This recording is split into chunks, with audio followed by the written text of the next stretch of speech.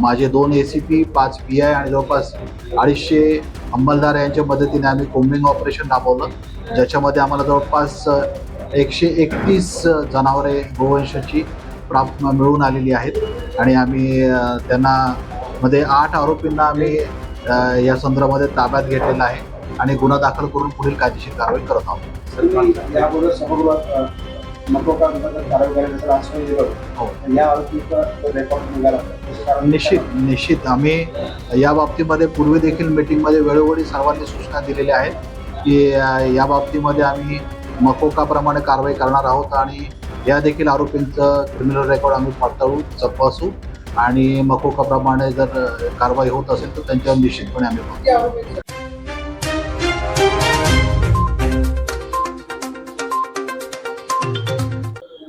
छत्रपती संभाजीनगर शहरामध्ये गेल्या 15-20 दिवसापासून सर्व आमचे पोलीस स्टेशनचे प्रभारी अधिकारी, ACP, DCP आणि विविध लेवलवरती बैठका घेतलेल्या होत्या. मौलवांची देखील बैठक घेतलेली होती आणि त्याच्यामध्ये आवाहन केलं होतं की गोवंशाची अवैध वाहतूक, कत्तल, त्याचबरोबर अनधिकृत कत्तलखाने शहरामध्ये उभे राहिले नाही पाहिजेत. शासनाच्या आदेशाचे आणि नियमाचे पालन झालं पाहिजे. या संदर्भामध्ये 21 मेला शासनाचं एक अधिसूचना देखील निघालेली होती. याबाबत देखील सगळ्यांना योग्य ती कल्पना दिलेली होती. पीस कमिटीच्या मीटिंग झालेल्या होत्या, त्याच्यामध्ये देखील आपण या बाबी स्पष्ट केलेल्या होत्या.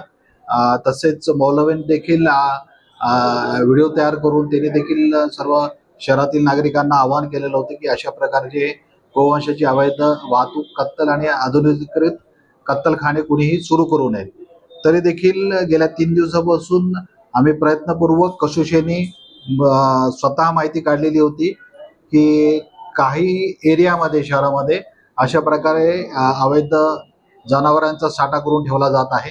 त्या अनुषंगाने जिन्सी पोलीस स्टेशनमध्ये विशेषतः मोठ्या प्रमाणावरती जनावरही जमा झालेली आहेत आणि तो एरिया पण स्पेसिफिक आम्ही शोधून काढलेला होता आणि आज दुपारपासून साधारणतः 2 वाजल्यापासून आमचे DCP crime branch Mohite, DCP zone 2 Ratnakar Navale, माझे 2 ACP, 5 PI आणि जवळपास 250 अंमलदार यांच्या मदतीने आम्ही कोम्बिंग ऑपरेशन राबवलं, ज्याच्यामध्ये आम्हाला जवळपास 131 जनावरे गोवंशाची मिळून आलेली आहेत आणि आम्ही त्यांना मध्ये 8 आरोपींना आम्ही या संदर्भामध्ये ताब्यात घेतलेला आहे आणि गुन्हा दाखल करून पुढील कायदेशीर कारवाई करत आहोत.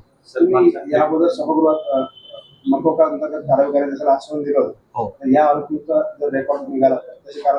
निश्चित आम्ही या बाबतीमध्ये पूर्वी देखील मीटिंगमध्ये वेळोवेळी सर्वांनी सूचना दिलेल्या आहेत की या बाबतीमध्ये आम्ही मकोकाप्रमाणे कारवाई करणार आहोत आणि या देखील आरोपींचं क्रिमिनल रेकॉर्ड आम्ही पडताळू तपासू आणि मकोकाप्रमाणे जर कारवाई होत असेल तर त्यांच्यावर निश्चितपणे आम्ही करू.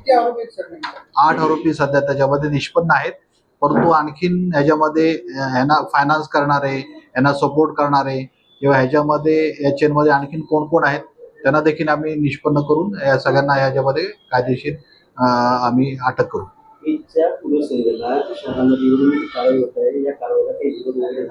नाही, निश्चित कुठल्याही प्रकारचा विरोध आम्हाला झाला नाही.